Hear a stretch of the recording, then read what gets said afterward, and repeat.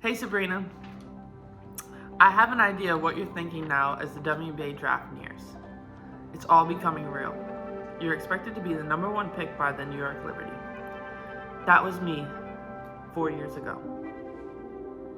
After the national championship game, I had 9 days to pick an agent, hit the award circuit, decide on a shoe deal, figure out what I was going to wear, and do lots of media leading up to the draft. It was a whirlwind. Probably something like how it felt to have 72 hours to decide whether to declare early or return to Oregon last year. You're in a different situation now because we're now forced to embrace the unknown as we all navigate the pandemic. It's hard to look at any positives when it feels like so much has been taken away. Losing a mentor in Kobe, then the tournament and your shot at the title you return to clinch. It's hard to even imagine the heartbreak. You've handled it with grace. We all realize there are bigger things going on in sports, but for what it's worth, I'm really glad the draft is still happening. And despite how odd it may feel to do it virtually, I'm happy you get to experience that feeling. There's a difference between thinking about being picked number one and then actually hearing your name called. For me, it was a strange and exhilarating sense of relief, satisfaction, and excitement about what's next all at once. Geographically, it will be a big move for you.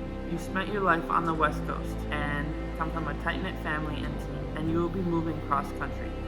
I grew up in New York, saw my first WNBA game at the Garden, went to school in Connecticut, and had never been to Seattle, so we're crossing paths in a way. My advice on a big move? Let the city welcome you. You don't have to figure it all out on your own. People will want to show you around, tell you the best non-tourist spots and restaurants. Some of the opposite in basketball.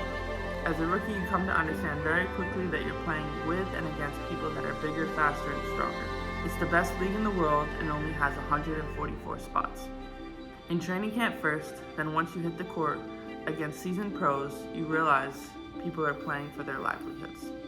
Yet within that competitive atmosphere, you'll get to learn from the best. I'm always looking to Sue Bird, even now, seeing what she's doing. I know you'll have a lot of responsibility as a point guard, and Sue is a master at that. Even when things are really tense in the game, she's able to calm the team down and doesn't get rattled. You already know her basketball IQ is off the charts, and when she speaks, people listen.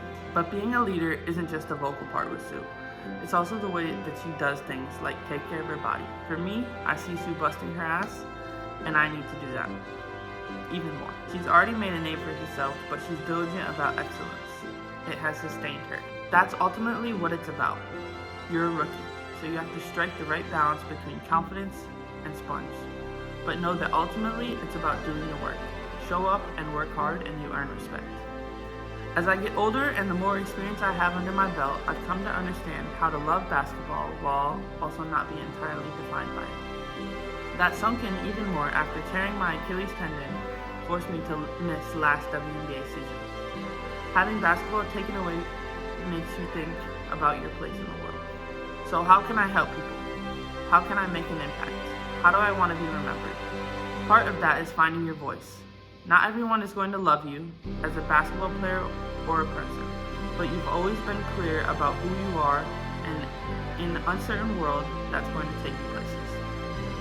Remember, it can take so many others too. Since I know how much you love basketball, I know it's pretty likely that you've thought about the idea of being drafted since you were a kid.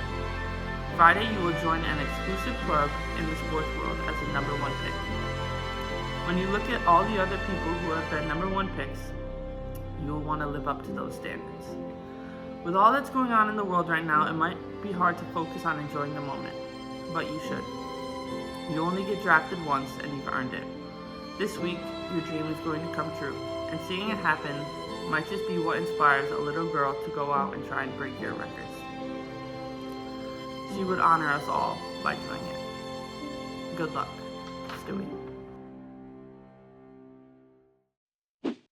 Thanks for watching ESPN on YouTube. For more sports highlights and analysis, be sure to download the ESPN app. And for live streaming sports and premium content, subscribe to ESPN+.